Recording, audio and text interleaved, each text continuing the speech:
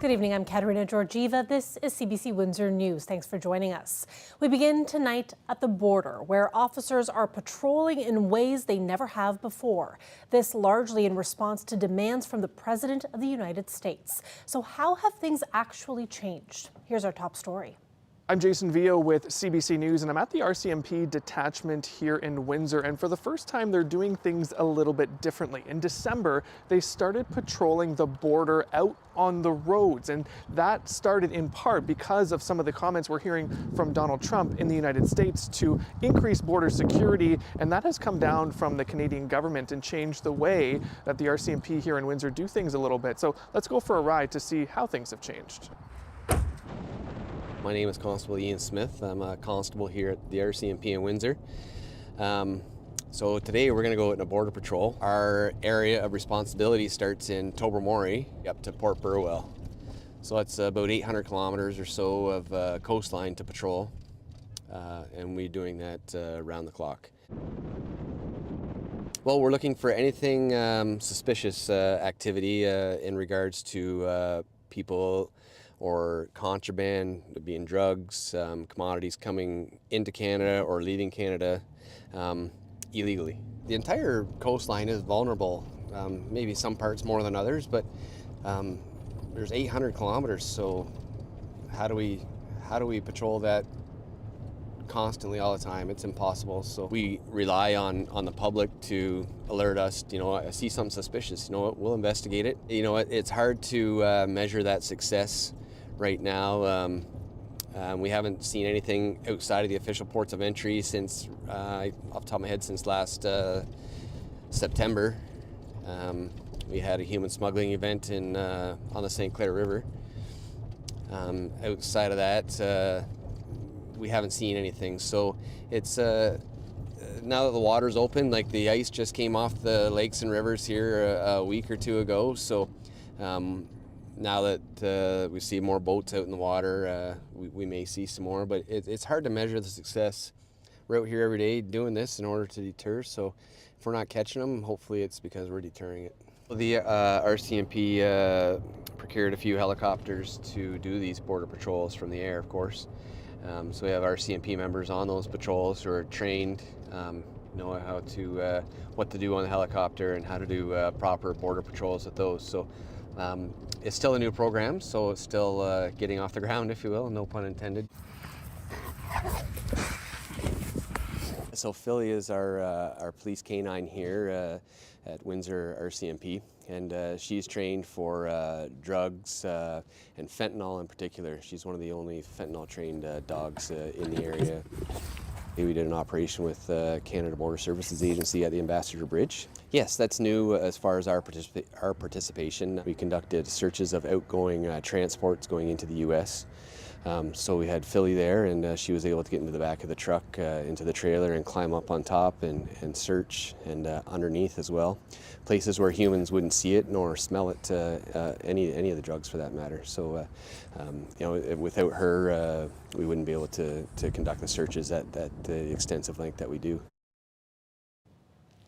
Turning now to the federal election and the launch of another campaign here in our region.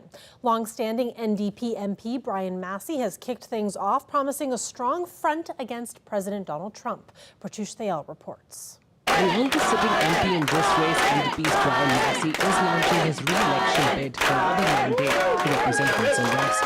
In his kickoff event, Massey appealed to his supporters, saying he will work to save the auto industry against Donald Trump's tariffs and protect the healthcare, environment and consumer rights. He says at the doorsteps, tariffs and affordability are top of mind for voters in Windsor West, and that he will fight for those issues. When you invest in a new Democrat, you get a fighter, and you know, people like to say that we haven't got anything. I mean, we talk about, we had the #1 infrastructure contributions even during the infrastructure program. We've got the Gordie Howe Bridge, we got the Parkway, Ojibwe Urban Park, even though it's not exactly the way we want it right now. A whole slew of auto investment, other things, because we partner. We don't take credit for everything because that's really the fight of the workers and also the people and residents of Windsor West. Recent polls show that NDP's popularity has fallen to its lowest level in decades, but experts say Windsor West is likely a safe NDP seat thanks to Massey. Brian Massey is staying on, I think, in part because the NDP fortunes are so dismal right now. And so he obviously has great name recognition. And, even when you look at poll aggregators, with him on the ballot, he's likely to win. This political scientist agrees, saying NDP needs Massey's local popularity. On the national scale, however, the NDP always suffers from the fact that they have some support in every riding, but rarely a plurality. And I think that this is going to be even more so the case in this election. I asked Massey about NDP's chances at the national level, and he says the party is no stranger to being an underdog in a fight. We have a good chance. I mean, we started with Jack Layton at 11% in the polls, and we almost actually, with another week, would have won government. There was just not enough time in that election. There was a wave taking place, and we just basically ran out of time. And so we have to do our job right now. Contending against Massey, who has held the seat in 2002, are Jacob Bizet from People's Party of Canada, Harbinder Gill from the Conservative Party of Canada, and Joey Markham from the Communist Party of Canada. So far, Liberals have not put up a candidate. Pratish Dayal, CBC News, Windsor. We've got Colette Kennedy with us now for our first look at weather. How's it looking?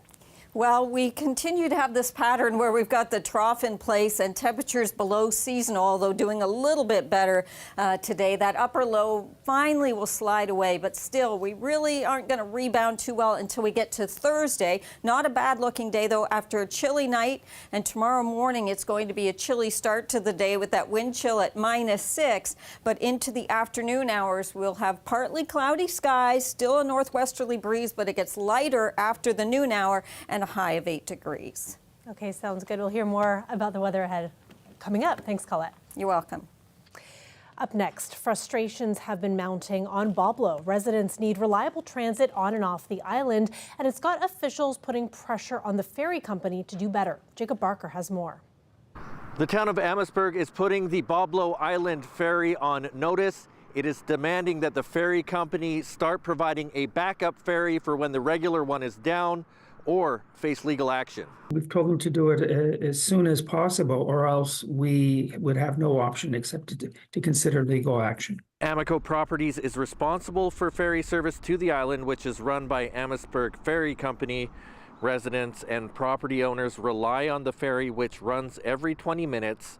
It's essential for everything from town services like garbage pickup and road plowing in the winter, and even just to get on and off the island. When the ferry does go down, things grind to a halt. According to the mayor, the backup ferry has been out of commission since October of 2023. Surely in 18 months it could have been repaired, and we don't think that there's an excuse for waiting longer. These ferries are ancient. The one that's operating now is the newer of the two, and it's about 70 years old. And the other one is about 90 years old. In the past, the town has not known how it could pursue the company directly, but the mayor says an old Supreme Court decision clearly lays out the responsibility the ferry company has. In a public letter, the town lays out the contractual obligation it says the ferry company has. That's that the service meet government safety standards and relevant certification requirements, and the ferry service must allow for emergency and town services whenever required. It wants the ferry company to rectify the situation immediately. And what that satisfaction is to have a second ferry at all times. Jacob Barker, CBC News, Amherstburg. Amico recently got back to us. The company says that their lawyer is looking at the town's letter and will make adjustments if necessary. Let's turn back now to the federal election. Liberal leader Mark Carney kicked off his third day of campaigning at the Irving Shipyard in Halifax. He used the venue to unveil his plan to strengthen and expand the Canadian Armed Forces. But as Ashley Burke tells us, Carney says he still sees the U.S. as a strong ally. I'm with the Liberal campaign in Halifax, where Mark Carney visited Irving Shipyard. This is the company that earlier this month the government quietly awarded an $8 billion contract to build Canada's new destroyer warships. Carney announced today he'll be focused on making sure that Canadian shipyards like this one use as much Canadian steel and aluminum as possible. His promise comes as he faces growing calls from Canadians to end U.S. contracts because of Donald Trump's trade war and threats to Canada's sovereignty. But when I asked Carney today if he would review the U.S.-made combat system on these new warships, he wouldn't commit to that. There is a high degree of interoperability, as you know, between Canada and the U.S. Our forces, it's been built up over decades, and that extends to the materiel and our weapon systems. We are increasingly deliberate about the costs and benefits, or the risks and benefits of that interoperability. The United States is still a strong ally. It is still a member of NATO, and we see advantages. But actually, in all aspects of our procurement, we will be thinking about how to secure Canadians and how to have the maximum benefit for Canadians, because that is what will make Canada strong. That comment that the U.S. is still a strong ally is different from his repeated message on the campaign trail that Trump wants to weaken and own Canada, testing relations like never before. Carney is trying to pitch himself as the best option to protect Canada and said he's already asked his defense minister to review a major contract with the U.S. for F-35 fighter jets to see if there are other options. Carney also announced today that he wants to build up the military's use of drones in the sky and underwater to defend the Arctic and Canada's borders, with a focus on using Canadian companies, and he pledged to give military members a raise to address a major staffing shortage. Ashley Burke, CBC News, Halifax. Pierre Poilievre says he would remove the GST from homes sold for up to $1.3 million. The Conservative leader said the move is needed to enable middle-class Canadians to live in expensive markets like Vancouver and Toronto. He said the measure would lead to more housing starts, which would help offset the lost tax revenue. Poilievre accused former Housing Minister Sean Fraser of creating a housing crisis and attacked Fraser's decision to run for re-election in his Nova Scotia riding. Mr. Fraser was the one that brought the Century Initiative into immigration policy, a policy designed to increase our population to 100 million. With this massive uncontrolled population growth, he helped contribute to creating this crisis in the first place, and now Mark Carney and the Liberals say that he should be back. In October, Poilievre said that as Prime Minister, he would cut the federal sales tax on new homes sold for less than $1 million. Last week, Liberal leader Mark Carney introduced a similar GST cut for first-time homebuyers on homes sold for less than $1 million. Poilievre accused Carney of stealing the idea. And with falling poll numbers, NDP leader Jagmeet Singh also honed in on affordable housing as he campaigned in the GTA. Marina von Stackelberg has more. For the first time in this campaign, NDP leader Jagmeet Singh talked about the challenges that his party is up against. The New Democrats continue to drop in the polls and are at risk of potentially losing many of their seats. Let's be clear, there's massive challenges. I've got no illusions about that. There are some serious challenges that we're up against. And working people are up against massive challenges. We're here in downtown Toronto, one of the most expensive places to rent an apartment in if you're lucky enough to find a place. So far, Jagmeet Singh's entire campaign has been about the housing crisis. He made no new policy announcements today, but instead he met with someone who lives in the area. She rents an apartment with her son, and she says it was purchased by Brookfield Investments. And when that happened, the rent doubled. Why is Brookfield significant? Well, it is the multi-billion-dollar company that Liberal leader Mark Carney used to be the chair of. So people who have moved in the last handful of months since Brookfield took over, some of them are paying almost double what I pay for the same space. And it's not fair. It's not fair generally.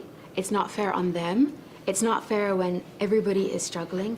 And it's not fair because this neighborhood is so important and life-changing, and people should be able to afford to live here. It's really important. The NDP will spend the rest of today talking with Labour leaders. They already have the support of several unions, including the Steelworkers, CUPE, and today they'll get the Transit Union. But the Conservatives under Pierre Poilievre have got the support of several construction unions. The battle for the Labour vote will continue tonight when both Pierre Poilievre and Jagmeet Singh head to Hamilton. Marina von Stackelberg, CBC News, Toronto. Let's take a live look outside there. A chilly day, but it was a beautiful day nonetheless. We had lots of sunshine. And then tonight and tomorrow, we may be getting some flurries, and Colette will tell us more later in the program. But stay tuned, we'll have more election coverage coming right after the break.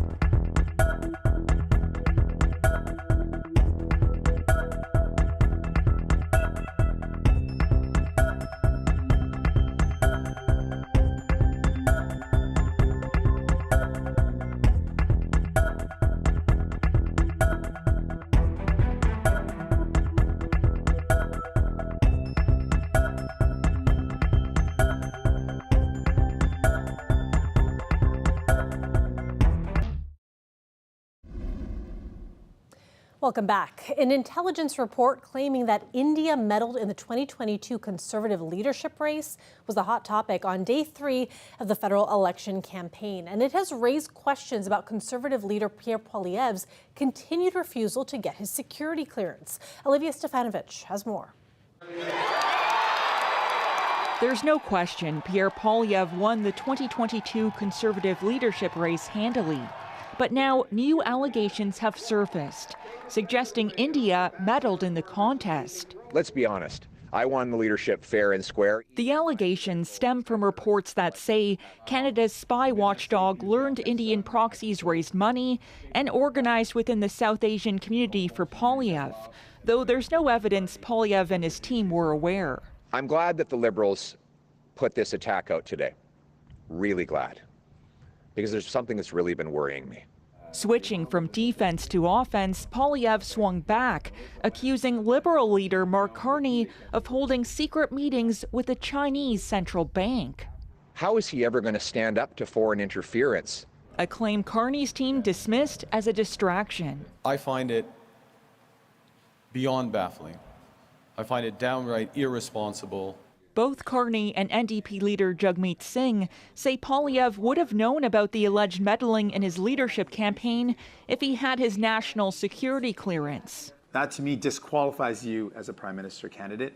It's not someone that we can trust to stand up to foreign interference. The foreign interference inquiry the Conservatives called for recommended all federal leaders seek top security clearance. What I will not do is commit to the oath of secrecy that the Liberals want to impose on me. I've never thought that that was a credible statement. There is no good reason for that belief. Poilievre had national security clearance before when he served as a cabinet minister under former Prime Minister Stephen Harper. He says he won't seek it again unless he wins the next federal election. Olivia Stefanovic, CBC News, Ottawa. From bumper stickers to boycotting Tesla vehicles, the anti-Elon Musk movement has become the unofficial clarion call for protest against the Trump administration. But now the grassroots movement has spilled over to Canada, and it's raising questions about what impact it could have on our country's federal election. CBC's Katie Nicholson reports. Never 51, frig off. On a cold Ontario morning, Alyssa Getz is getting fired up for a Tesla takedown event. Canada has a voice, not for sale. Getz has never organized a political protest in her life. I was just feeling so overwhelmed with anxiety, and I needed to put that into action in some ways. The Tesla takedown movement began in the U.S. as a way for Americans to protest federal cuts made by Elon Musk and his Department of Government Efficiency and the Trump administration. Now it's spread across the border with protests in Canadian cities. Like in the U.S., vandals have also targeted Tesla dealerships. More than 80 vehicles damaged in Hamilton. This group, fairly peaceful but passionate, and more motivated heading into this federal election. I've never been too political before.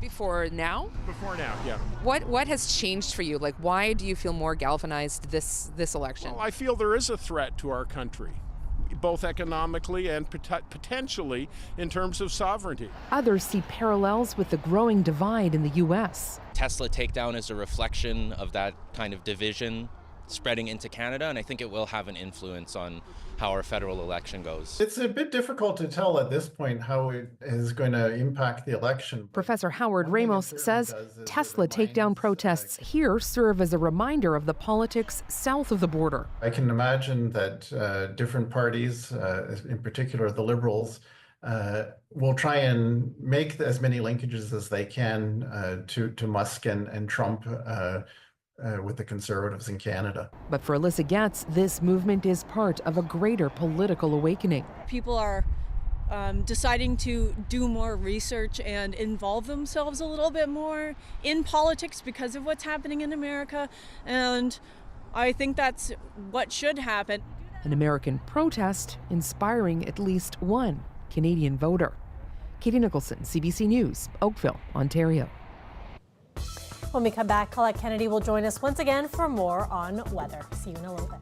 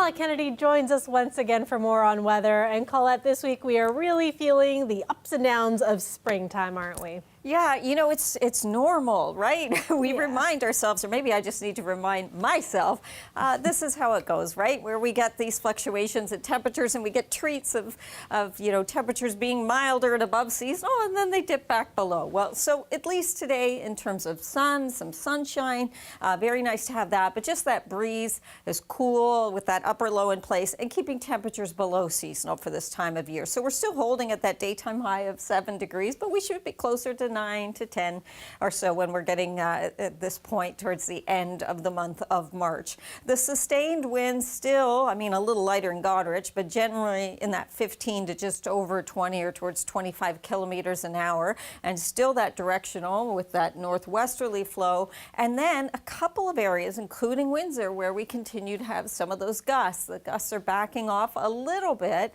not like where they were earlier, nearly to 50, and now we're just talking about them being under 40. So there is at least that. Some lighter snow to the north of us, a little bit of a mix. I mean, very, very light in nature, but even a mix with some scattered shower activity out there. And as we head through the night tonight into tomorrow, we do get the benefit again on Wednesday of a decent amount of sunshine.